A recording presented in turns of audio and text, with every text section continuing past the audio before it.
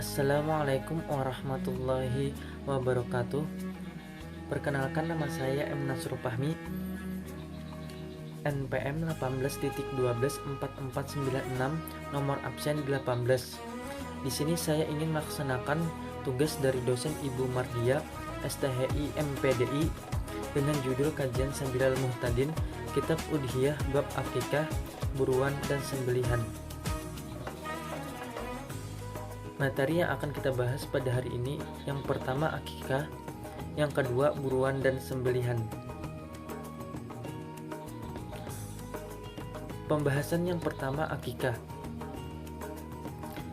Akikah menurut bahasa ialah rambut yang di atas kepala anak-anak yang pada saat dilahirkan. Sedangkan menurut istilah, akikah ialah binatang yang disembelih dikala mencukur rambut kepala anak-anak.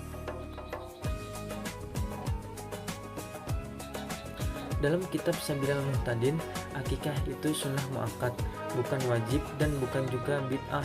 Orang yang disunahkan mengerjakan akikah anaknya ialah orang yang berkewajiban memberikan nafkah kepada anak itu.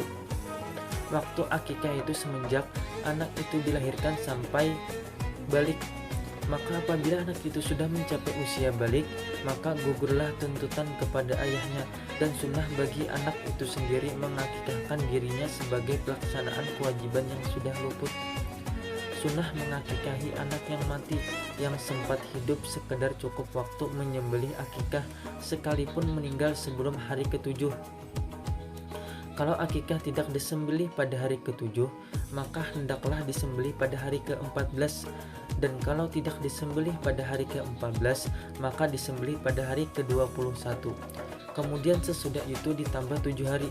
Sebagian ulama berkata, apabila telah berulang 7 kali 7 hari, maka luputlah waktu ikhtiar. Kemudian pembahasan yang kedua, yaitu buruan dan sembelihan.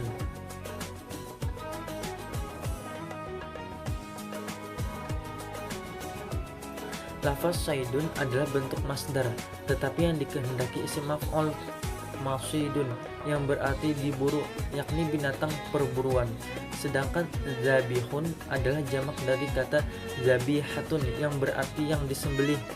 Maka dijadikan mufrad lafaz saidun karena lafaz masdar, dan dijamakan lafaz zabihun karena melihat banyaknya alat untuk menyembelih, seperti pisau, panah, dan anjing pemburu. Rukun sembelihan. Yang pertama sembelihan, yang kedua yang menyembelih, yang ketiga yang disembelih, dan yang keempat alat menyembelih. Kemudian syarat menyembelih binatang. Yang pertama memutus hulkum saluran pernapasan dan marium saluran makanan dan minuman. Kemudian yang kedua hewan yang disembelih dalam keadaan hidup hayyah mustaqirah semenjak awal sembelihan, yakni dengan gerak yang kuat setelah disembelih atau darah yang terpencar-pencar. Kemudian yang ketiga hewan yang disembelih mati karena disembelih bukan dengan sebab yang lain.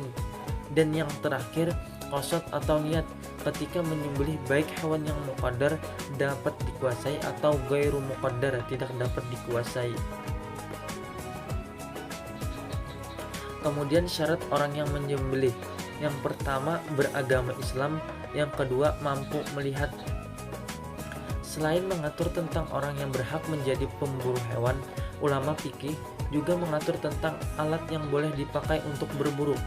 Alat untuk berburu ada dua macam, yaitu yang berupa benda dan berupa hewan pemburu. Alat buru yang berupa benda juga dibagi menjadi dua, yaitu benda tajam dan benda tidak tajam. Demikian juga hewan pemburu yang ada berupa anjing dan sejenisnya seperti harimau dan singa, serta hewan pemburu yang berupa burung-burung seperti elang dan raja wali. Kemudian halal memakan binatang buruan yang dibunuh oleh binatang yang dapat melukainya, umpamanya dengan buruan anjing, macan, macan tutul, buruan kausar, dengan syarat bahwa semua binatang itu terlatih dengan baik, maka barulah halal memakan buruannya.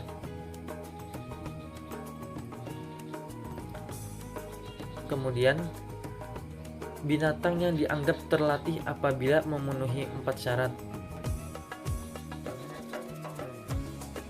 Yang pertama, dilepaskan dan mengejar binatang buruan dengan diperintah oleh pemiliknya.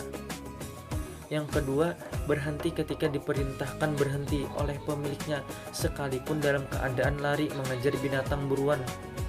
Yang ketiga, digigitnya sampai pemiliknya datang, maka binatang yang ditangkapnya dilepaskannya dan ia tidak memakan sedikit jua pun terhadap daging atau kulit bagian tubuh binatang yang ditangkapnya.